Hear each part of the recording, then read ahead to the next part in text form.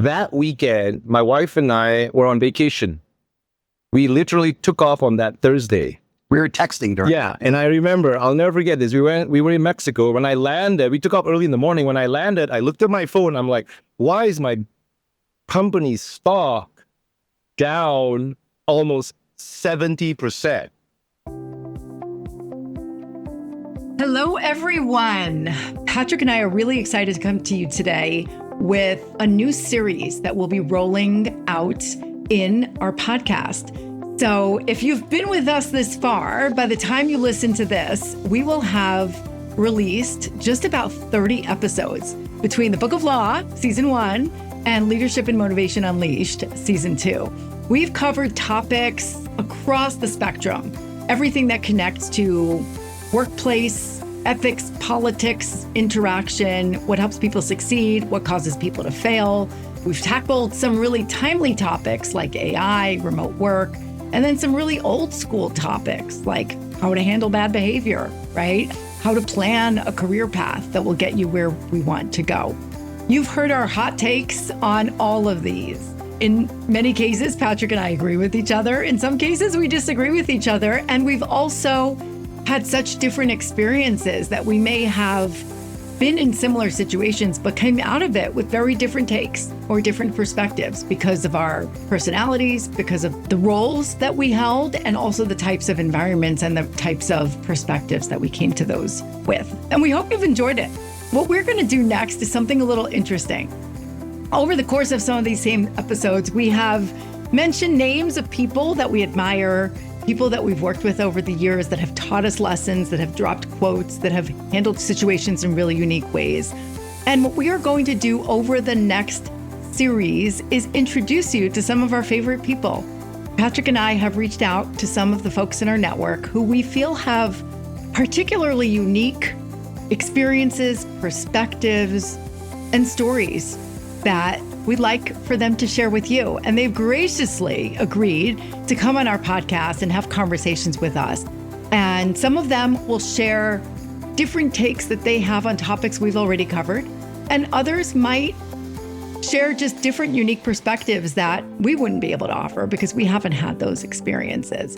And so over the next, probably couple of months, we are going to introduce you to some of our favorite people. We're really curious to hear from you if you like this format, if you'd like to have more conversations with others, or if you have any questions for our guests. I'm sure they'll be really excited to hear your feedback as well. I love diversity of thought, and the list of people are diverse as it comes with regards to their experiences and the way they think and the greatness they've delivered into the environments they've populated. So I think everyone's going to enjoy it. I'm looking forward to it.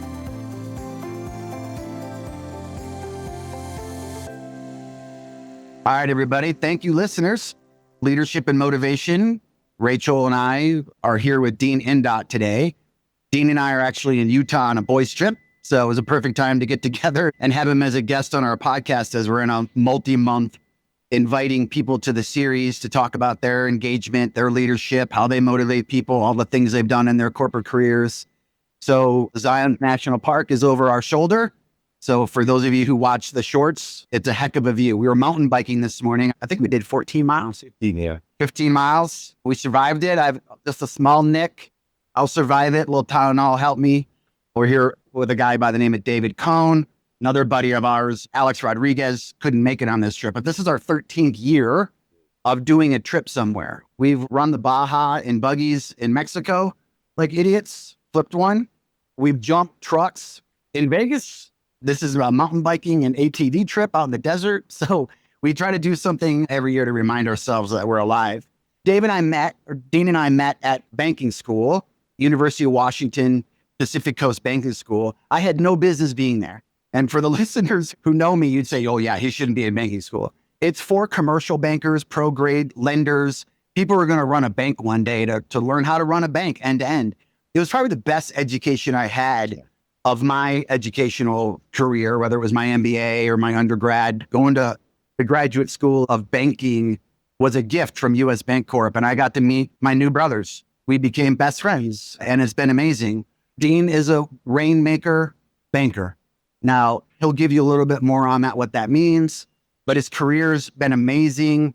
He's highly connected in Southern California, a lender deluxe, as are Dave, who is off screen with us today, and Alex, who's back in San Diego. It was a gift meeting them. They got me through banking school, and they understand you did. And because the papers are crazy, the homework was crazy. It was 3 years of paper writing and learning about camels and UBPRs and all kinds of crazy stuff. I'm like, what's the UBPR? I know debit cards. So anyway, it was great. So I'm going to hand it over to Dean. He'll fill in some of the gap as it relates to what I left off, because I didn't do him justice. So if you could just run him through your career a little bit. And that includes running the call center here in Utah, which I didn't know he did until last night when we were having dinner. So why don't you give him a quick flyover, and then we'll ask you some questions. I've had several career changes in my history.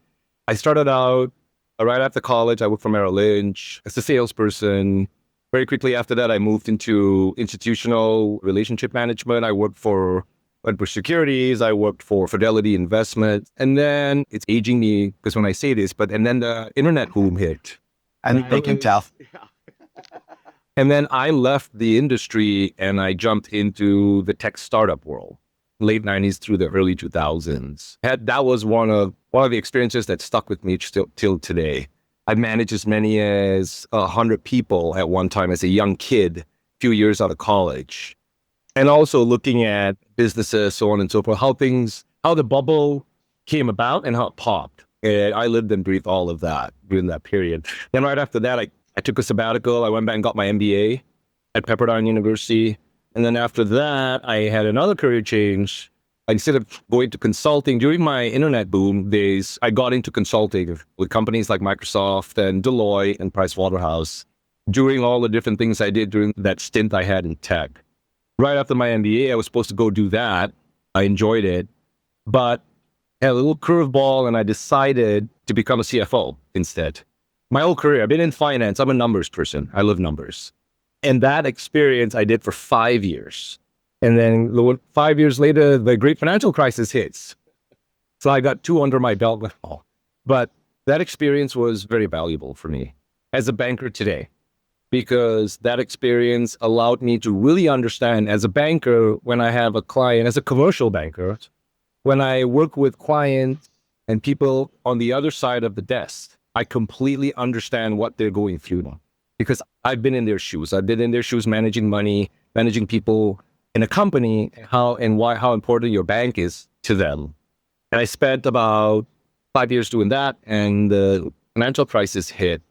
And I took another sabbatical for 2 years and went off on my own and did real estate brokering and also business brokering for a little bit. And then I became a banker in 2010 and commercial banking.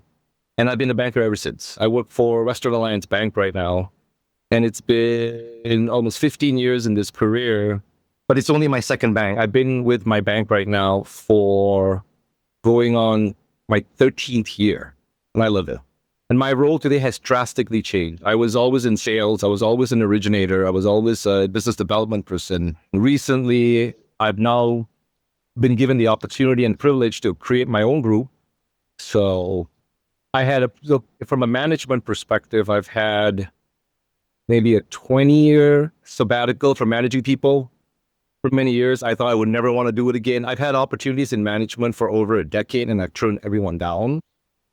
But I will say, a little bit more color on that is because as a producer, as what Pat says, some people call us rainmakers and whatnot. Your life is easy because you report to yourself, basically. You just do your deals, you do your business, you hit your goals or you surpass your goals, and every year you just do the same thing all over again, and you get very complacent.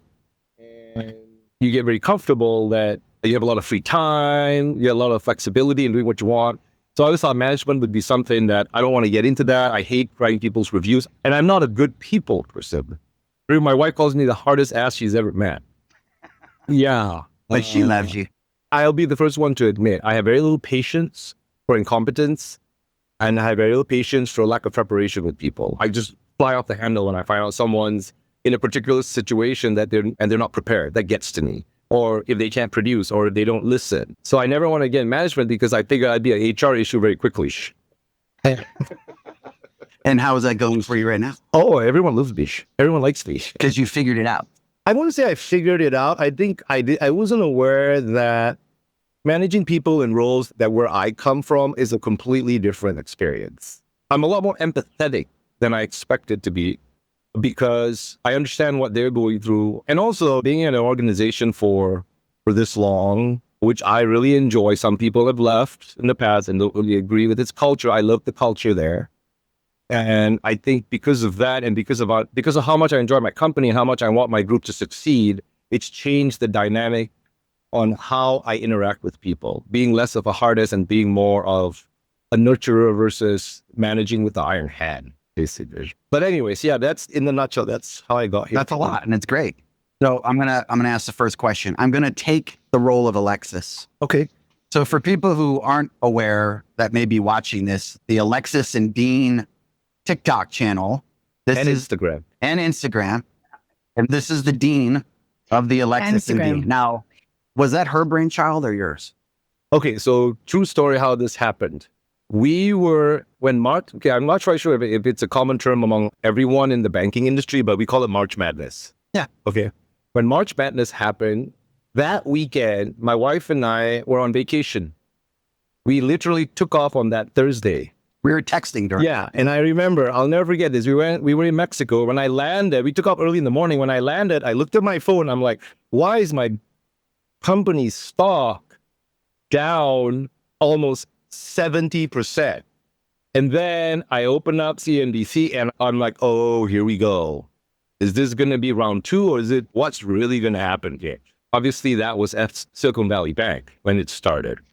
So anyways, I go on vacation. I spent the majority of the vacation in the room on the phone with my clients trying to put fires out because everybody's freaking out.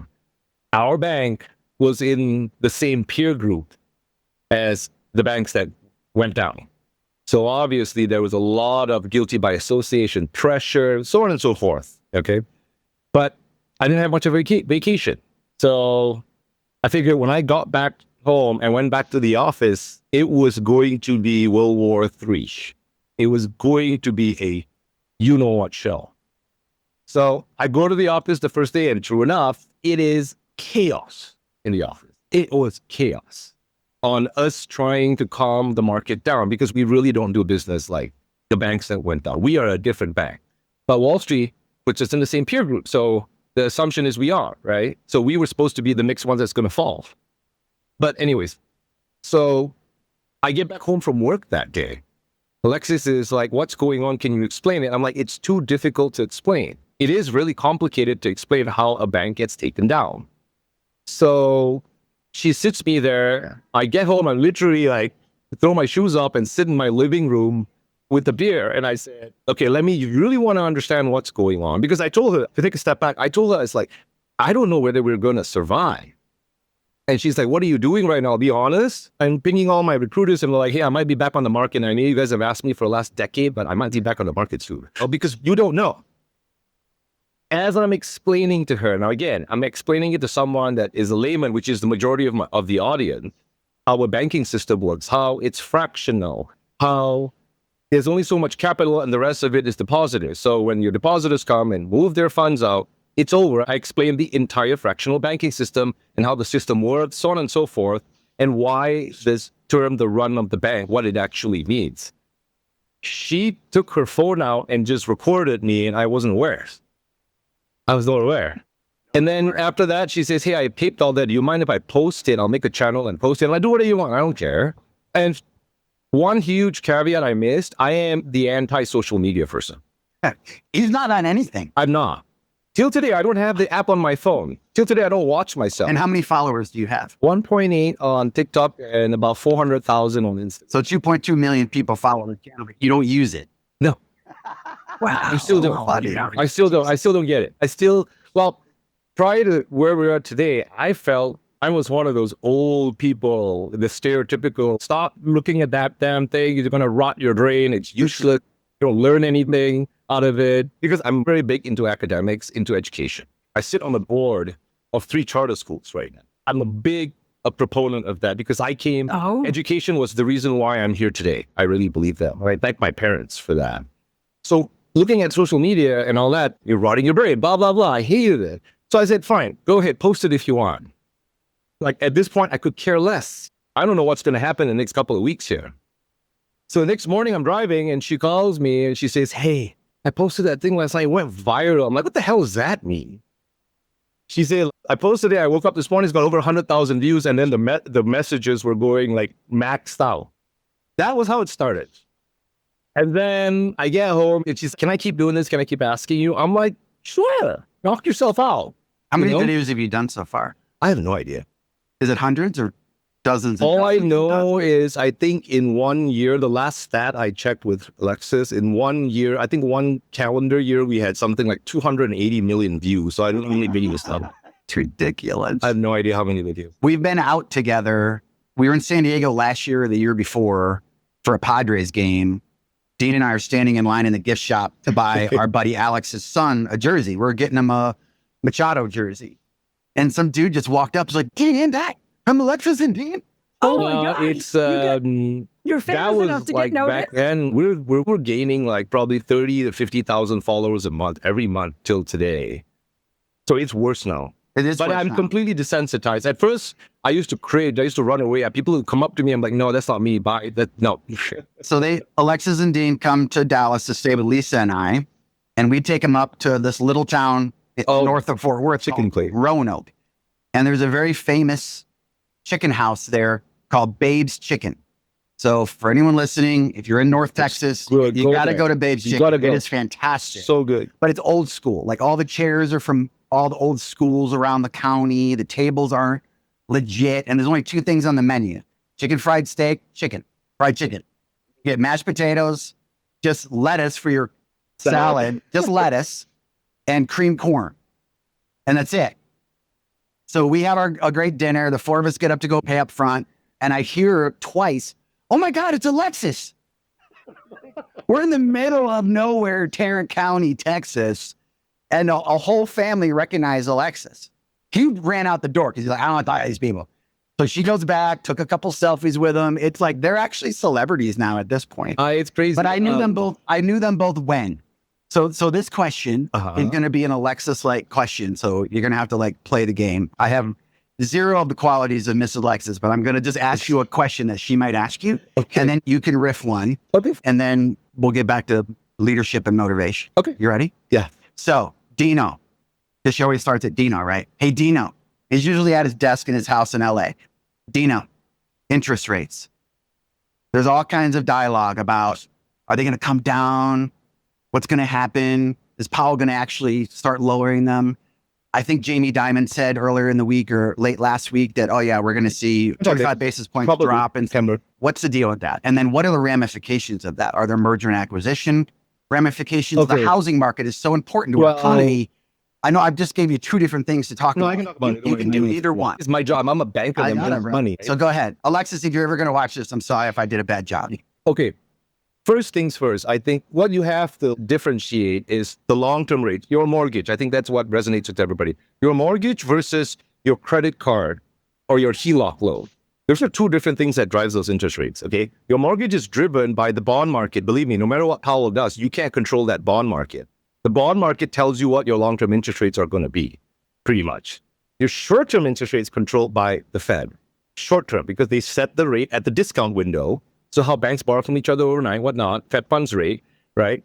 So when they set that rate, that's short-term rates. So what you're going to see when the rates fall is your credit card rates will fall. Prime rate, a lot of things are based on the Wall Street Journal Prime. That'll fall, like point for point with the rate cut. So 25 bips off there, Prime's going to drop to 7.25. So what's the ramifications? That's just short-term rates. That's cost of funds for banks to lend. Remember, the banking business model is borrow short, lend long. Right? Which is why two banks died, FRB and SVB, because they put all their capital into, they technically put so much of their liquidity into lending long on treasuries, and the rates just shot up short, and they were just immediately upside down. Right? Decapitated. Yep. So that's the difference. So are they going to drop it? It looks like they are, despite yesterday's PPI being very still heated up. But that you can blame the tariffs on. It's producers' prices in that. It's PPI. There are inputs coming in that there's this crazy tariff thing that one day it's up here, one day it's down there, one day it's up here. It's going to make that effect.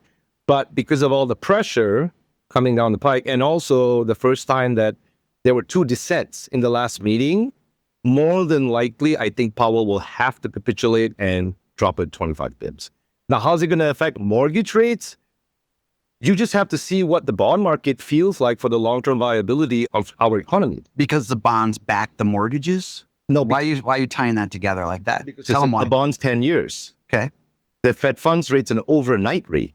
Okay. So the bond market, if for example, when the last time we dropped rates, the long-term rates went up because the bond market, which is sovereign buyers, whatever institutions, whatever, don't believe that we're on a good path for long-term reduction in interest rate, in inflation. They think we're going to be much higher inflation. So guess what? Oh, They dump the bonds because they think the yield today is going to be higher next time. So why do I want to hold it right now? So I'm just going to dump it. Making it oversimplifying. No, but you have to. That's pretty much how it works. So when they dump it, bond prices are inversely related to the rates, right? When you have a sell-off on bonds, the long rates go up and there goes your mortgage rates go up. So I think as far as long-term rates, I don't know. We'll see. Okay. We'll see what the world thinks of us because our dollar is really weak right now. And there's a debate about that. The weaker dollar means what? It's not going to be good for us. So I don't know. Define weak. Against the yen, against the euro, Okay. it defines how much demand there is for our dollars. And demand for our dollars usually means demand for treasuries. And when there's demand, because that's how you buy a dollar, you buy treasuries. So more people, if the demand for a dollar is up, our rates will fall, but it looks like our dollar's still weak. So the long-term rates are still going to be somewhat high. One last comment is, if anybody thinks you're going to get a 2.75% mortgage ever again, I really don't think that's ever is going to happen ever again. Not in my lifetime. We're not going to see that. Really? No way. The curveball of the M&A activity, how do interest rates impact mergers and acquisitions? Starting in the first quarter, that'll heat back up if rates start to fall. Can you give a spin on that? Short term. When you do M&As, you're borrowing on short term. Okay. It's usually shorter term rates. You're not going long-term debt. You're not going longer duration term loans. So it's usually short. You're borrowing very short. So it's going to make the cost of capital a little bit lower is what I can see for that. More deals. I love that. More deals. That's what I was looking for. More deals. That was awesome, Dean. Thank you for giving us a little spin on your TikTok world there for a minute. That's just my And that would opinion. normally get 7 million views. No, it depends. It all The depends. last 3 I saw, you had 7 million views. It's the people. Greg, it depends who's asking the question. No. This depends. Not at all. It depends. Like people are finicky. No one gives a crap about there are certain points in time no one cares about something, and very quickly that changes. And if I talk about that, that's why we're don't really quite have a strategy. We only have 2 consistent things I do. We want to do some things that are consistent for the followers. And every Friday, I do something about the basics of financial literacy. Very basic. Like, how does a credit card work and all that kind of stuff. That's every Friday. And then every Monday, Alexis just asked me what I'm looking out for in the markets for the week. And then I just say that, but that's about it. So you are following the zeitgeist, depending on what's going on in the world. I look at myself, honestly, that when people already ask me, what value do I deliver? Sometimes I feel that people nowadays are so skeptical of mainstream media that they don't care about it. And they're open to it. But lo and behold, here's the ironic thing of it all. The information that I get, that I post, is just an interpretation of what I hear on the CNBCs, Bloombergs, and whatnot. It's just that. And it's factual. It's not opinions. It's so funny how the newer generation, the millennials or the Gen Zers now, it's being a little stereotypical and generalizing, but I don't want to watch that because it's media. I don't believe it. But when someone says that, they're like, oh, this guy's good. And to me, that's still, I don't understand that. You don't believe in like a textbook, but you believe in some dude on the internet. Huh? The world has changed considerably. But that's dangerous. Well, but they know how to find out about you so that they know that you're actually legit and you have education and real life experience on these topics. Also, the interesting thing to me is when Alexis would ask me something, and I was like, huh? Who the hell wants to know about that? That's the most rudimentary, obvious thing in the world. She always says, well, not everyone wakes up in the morning and spends 40, 50 hours a week around bankers and listening to the markets like vehemently every day, like religiously. So what appears to me as an elementary piece of information that everybody should know this actually is not. That I understand. I'm so immersed in this world that I get it. Why something that seems so silly to me, it's actually valuable information for other people. We pick our topics based on what we imagine is on the minds of many, but we are not mind readers. So please use our form, which we'll link for you in the show notes, to suggest additional topics we should consider, request to be a guest on our show, or give us constructive criticism, which will make our podcast more valuable for many. Thank you so much. We appreciate you. It's interesting. I'm going to go off script, Patrick, a little bit, just because we're on this topic. So I find it fascinating. And I watch some of your videos on Instagram. I'm not cool enough to be a TikTok person, but I do catch them on Instagram. And a few things that I marvel at is that there have been so many efforts over the years to educate the next generation in financial literacy, right? There's stuff with kids, especially people from underserved and historically marginalized communities. There's a ton of work around making financial literacy or demystifying finances and money with women. When I also worked at Fidelity Investments, I think you and I were there at different times, but there was a whole initiative to get women more involved in managing their wealth. Because what would happen is typically their husbands would come in, meet with the financial advisor, and then when relationships separated, either through death, divorce, or whatever, women were not comfortable or knowledgeable about their finances because they weren't coming to the meetings. The materials were not, they were overwhelming and they were scary. And women don't talk to each other about money like men do. There's all kinds of research about that. So when I watch the conversations between you and Alexis, I can see very clearly that Alexis has a tremendous amount of knowledge. She's a mortgage broker, right? So she's a financial services professional. She's really intelligent, but she asks you these questions in a really curious way so that it doesn't scare anyone else off. Oh, if she can ask this question in a really curious way, she's not embarrassed to ask a question this basic, it must be a legitimate question and let me listen to the answer. And I would have to think that that style really opens up these topics. Absolutely. I think what people don't really see is a lot of our questions, she spends an enormous amount of time. She runs that business, the channel. Again, I don't know. Like, I don't even watch the videos that I post. I cringe when I hear my voice. I'm like, cut that off, man. I don't want to hear myself. But so she spends a lot of time engaging with our audience. I don't know how she does it because it's like some thousands and thousands of comments and direct messages and emails. And she really pays attention to try and engage. Because we have a lot of, we don't call them followers, really call them supporters. They love our channel and we have a lot of families that say thank you because they send it to all their kids. But anyways, a lot of the questions that she asks comes from the audience.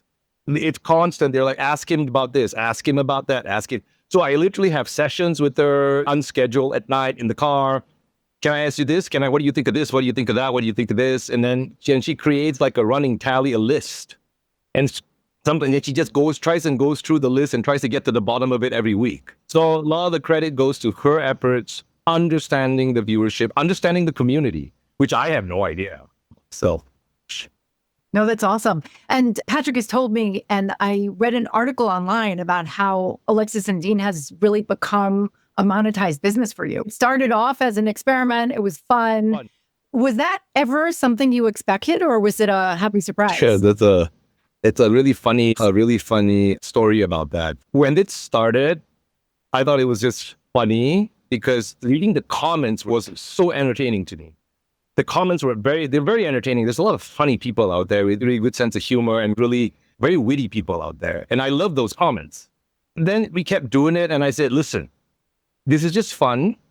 I'm very wary about the fact that I'm a banker and I have to uphold my company, my profession. I'm very careful professionally about my reputation out there.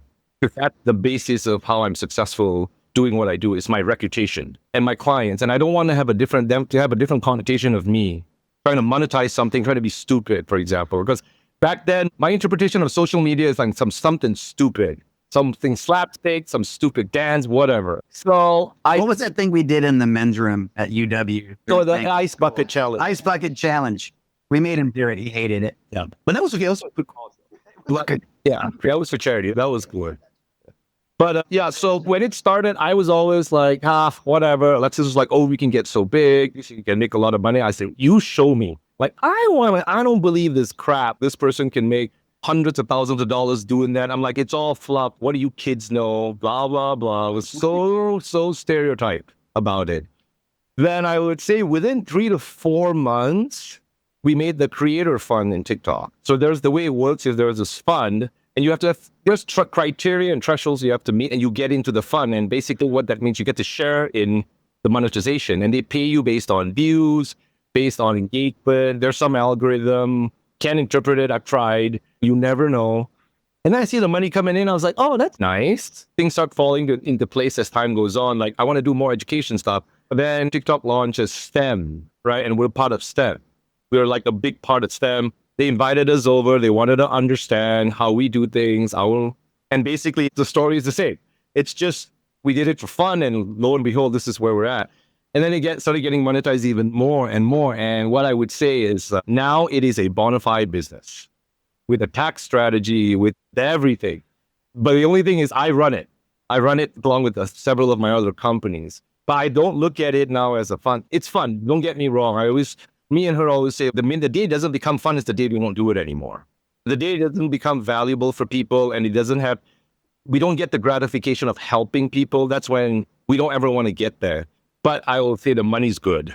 And it feels good to make the money this way because it's always helping people. It's also I'm a source of facts. And also on that note, we have a lot of I'm sure you've seen a lot of brand sponsorships that they pay to do the sponsorship.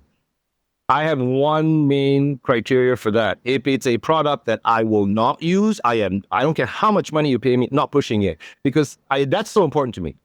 I don't want to be a sellout. So anything you see out there that I do, I spend a lot of time and effort to make sure that this is a good product for people, that people can benefit from it, and then I'll pitch it. So yeah. I would think that because you're doing it for the right reasons and you genuinely enjoy it, that comes through. People like authenticity. It's less contrived. It's less performative. It's interesting because we get a lot of comments and people go, oh, I just watched that whole video. I didn't even realize it was an ad. Oh, people say that. Yeah. Oh, that's funny. That's awesome. Believe me, I went through the initial part. I spent a lot of hours reading FCC documents. Yeah. And all the false advertising and making sure we cover everything. So yeah, that part was all vetted. Are you famous enough to have haters? Oh yeah. Yeah. Can you tell us about it a little bit? And how does that feel? I don't know. Okay. Alexis reads it. That's one thing I've learned about this business is you just have to understand. I think it's easier for me not to care because I don't engage. I don't have it on my phone. Oh, someone said that. I get it through her. She's on a run lately where she's in her car videoing her responding. I watched one the other day where somebody said, oh, you're spending all Dean's money on her handbags. Yeah. And she did a 4-minute TikTok on here's how I make money with mortgage. And she runs down. It's my money. We have a joint account, but I get to spend my money. Yep. Dino doesn't know what I'm buying, and I manage a budget. I'm a big girl. But I always feel like social media nowadays is when it's an outlet for a lot of people that have, I don't know what the term is. They're lonely. There's a lot of negativity out there only because they can. So you don't have to go up to someone and insult them anymore and receive the consequences of that. You can just say it and make yourself feel better for the day. So, and we're both very well in tune with that. There are some times when people I hear a comment that is trying to challenge me on something that I said. And that's when I get passionate. I'm like, hold on one second. If that's factual, let me show you the facts. It's not opinion. It's not an opinion page. It's just a factual interpretation page, a channel, basically. But when I hear the hating stuff and all the ridiculous insults and all that, I'm like, what are you going to do? That's just the nature of people. With this new platform, they're just going to do more of that. So you just have to ignore them. Yeah, it just bounces off me. She gets a little, because she's the younger wife. She's more in that stereotype position to get a lot of quote unquote hate mail. But I think over time now, we all know it just comes with the territory. The more popular you get, the more haters you're going to get. And you know what? Too bad for them. It's kind of how I say it. Yeah. And I have to say this one thing that's very gratifying when comments like that come through, our followers or supporters go off on those people. And it's so entertaining to watch them all fight with these people and defend us. That's very gratifying. It happens all the time. So good. So you mentioned earlier in the podcast, we're going to walk away from Alexis and Dean for a minute and go back to banking, leadership, motivation. You said at the beginning of the podcast, individual contributor, solo rainmaker for the reasons you listed. But in the last 6 months, you have been elevated at the organization you work for in LA. You talked about how proud you are to build that team. What things did you bring from the solo contributor role? Because even though you're a solo guy, you still had to work with the risk committee. Probably were going to Alco. I don't know if you were or not, but maybe you were. I was exposed to it, yeah. Okay. Yeah. And, you know, that was matrix leadership. And as the tip of the spear in the environment that you were selling into, you are the front man. Like, it doesn't matter if people report to you. If they don't fall in line and meet their commitments and stay on a timeline, you can't get it closed in the field. So that's leadership. It doesn't matter if you have a team or not. You were a leader no matter what. But now you're a team leader, if you want to call it that. I am, exactly. Okay. So what did you bring from your solo days, your single contributor rainmaker days, to your current role? And have you struggled, for some transparency, breaking the chains of being your own boss to now being responsible for 12 souls who rely on you for direction and guidance and support and motivation? Yeah. Okay. So first part of your question is, what did I bring from my time as being on my own and not having any reports, right? I think the biggest value I bring to my team now that I didn't realize was going to be apparent was when I was solo, I was a very big collaborator. I'm like jack of all trades, master of none. Mm-hmm. So being that kind of an operator in an organization our size, we're over 80 billion in assets. That required me to be very collaborative. That required me to reach out to so many other different groups. Is that Story or Western? Western Alliance, yeah. And I had spent years navigating my way to collaborate with other groups so that I could bring in business, because that's really the nature of my business. I do business with a family, for example, and I bank every single part of business, every one of their businesses. So that means I would need to collaborate with a different group here for one business line. I have to collaborate with a different group with treasury management. It's all these different moving parts. And I was very good at collaborating. I was one of the most collaborative salesperson at the bank for many years. So I think what I bring to my group, Even though you consider yourself a hard ass. I am A hard ass collaborator. by collaborate.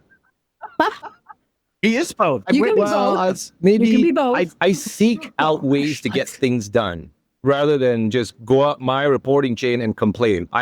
There would be months that I wouldn't even talk to my boss, because she knows I just run my own book and I do my own thing, which is very different from my peers back then. They were always being managed, so to speak, not me.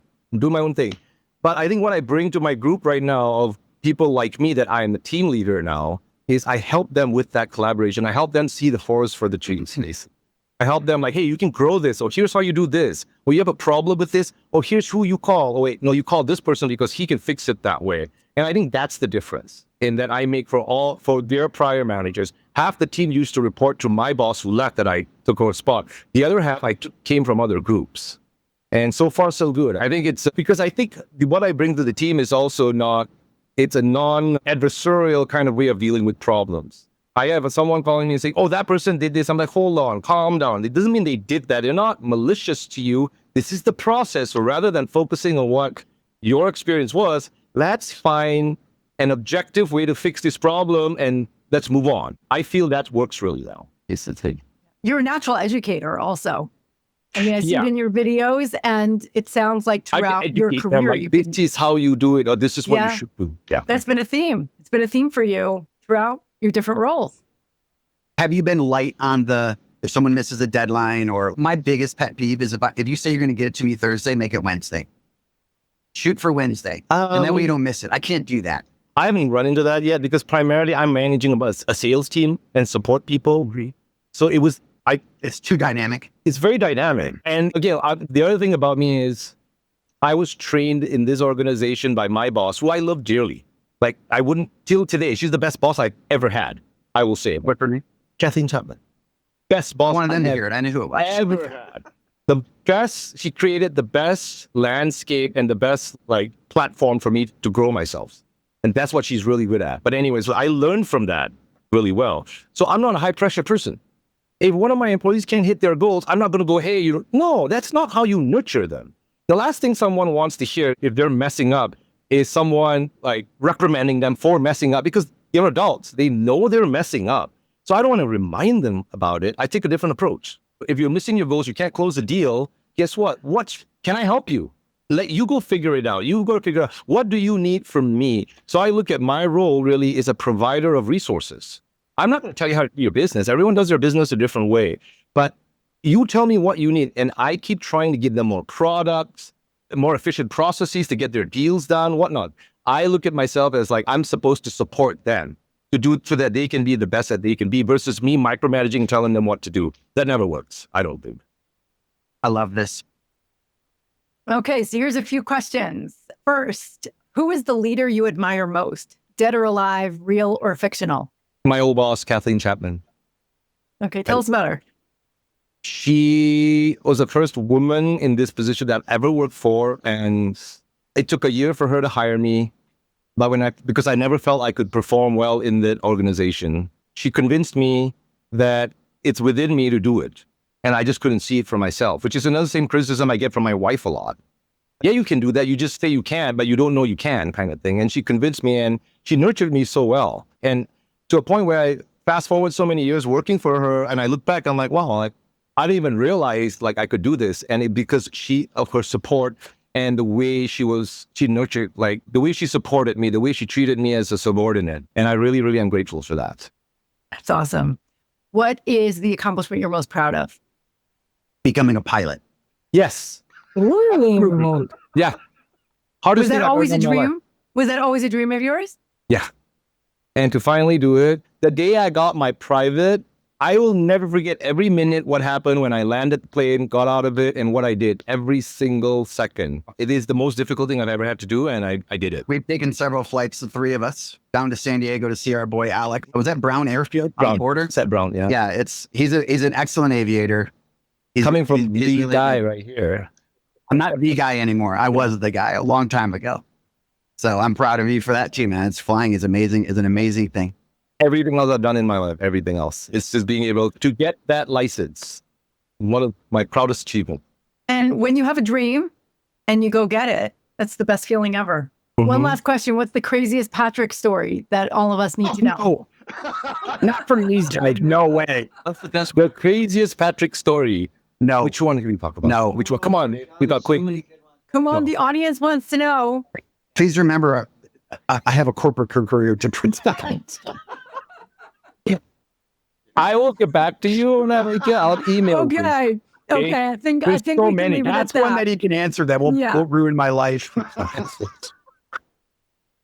Thank you so much for joining us, Dean. It's Thank such you. That a was pleasure fun. to meet you. It's so Likewise. cool. I feel like I know you already because I watched some of your videos, but really the stuff that you put out there is so helpful and so meaningful. Do you want to tell everyone where they can find you online if they want to know about banking or? It's just at Alexis and Dean on all the different channels, YouTube, Instagram, and TikTok. Awesome. Check them out. And then you can find Dean on LinkedIn, right? In case they want to reach out to you about the other stuff. Hey, my brother, I appreciate you for doing Man, this. that was fun. I appreciate this. Fun. Like you watch my videos. This is how I am all the time. It's the same person. That's great. That's great. Well, thank you so Bye, much everybody. for joining us and enjoy the rest of your trip. Bye. We will. Thank you. Thanks for tuning in to Leadership and Motivation Unleashed. If you enjoyed today's episode, please leave us a rating and review. It only takes 1 minute and it helps the show grow and reach more leaders like you in search of advice and motivation. And don't forget to subscribe so you never miss an episode. Please remember to share with your friends and family and coworkers, mentors, trusted advisors. This show is for everybody. See you next time.